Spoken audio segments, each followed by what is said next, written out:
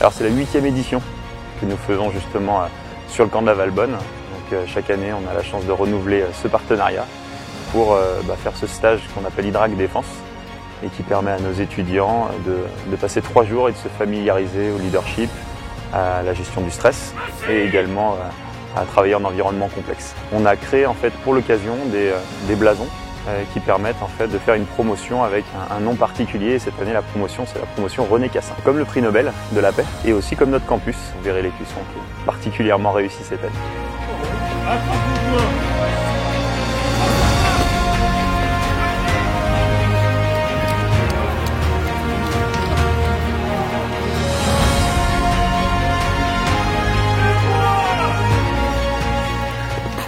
Devenir remarquable, c'est ça.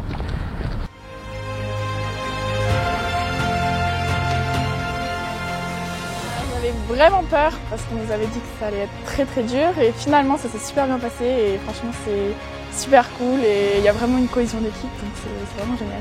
On veut ces valeurs-là d'implication, d'engagement, de solidarité et c'est aussi permettre à nos étudiants de vivre quelque chose de différent, d'exceptionnel qu'ils ne pourraient pas vivre tout seuls et qui vont pouvoir vivre sur plusieurs journées.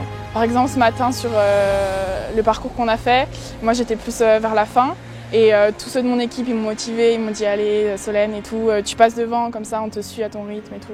Je pense que le point principal c'est de partager aussi un socle de valeurs et ce sens de l'engagement. Ce sont les managers de demain, on a besoin aussi d'avoir des temps forts de ce type-là qui vont marquer un parcours et forger. Donc c'est vrai que ça va vraiment nous aider pour plus tard je pense. La capacité aussi à se faire mal, je pense que la résilience c'est un point important. Tout ce qu'on fait en fait pendant ces 3 jours c'est des choses qu'on n'est pas au courant, on nous dit au dernier moment. Donc du coup c'est vrai que ça nous prépare vraiment à l'imprévu. C'est aussi se connaître, donc apprendre à se connaître ses limites, essayer de les repousser en tout cas, de temps en temps aussi. Je pense oui que ça va faire partie des moments les plus marquants. En première année, on a eu un voyage tous ensemble, donc c'était marquant. Et là, vraiment, personne ne va l'oublier. Ça veut dire aussi que la pédagogie expérientielle, ça marche, ça fonctionne. En tant que directeur de programme, c'est extrêmement important de vivre ce temps avec eux. Je parlais de légitimité tout à l'heure, c'est exactement ce point-là. Puisque étant également alumni de l'Hydrac, ça me permet aussi de faire ce lien-là avec eux. Et de vivre ce temps-là, puisque demain on partagera aussi la joie d'être diplômé de l'école.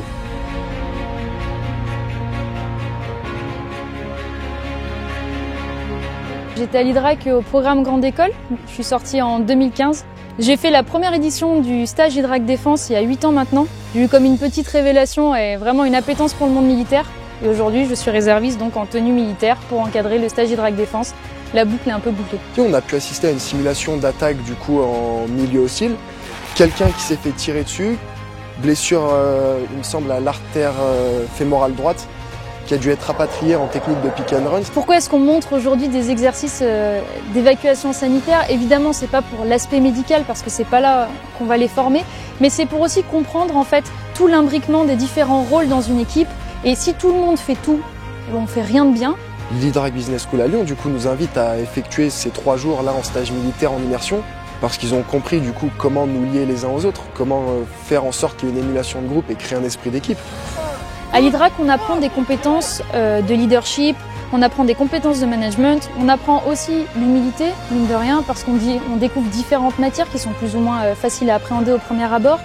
On est un maillon parmi tout un écosystème et pour autant, c'est parce qu'il y a plein de maillons qu'aujourd'hui la chaîne a du sens.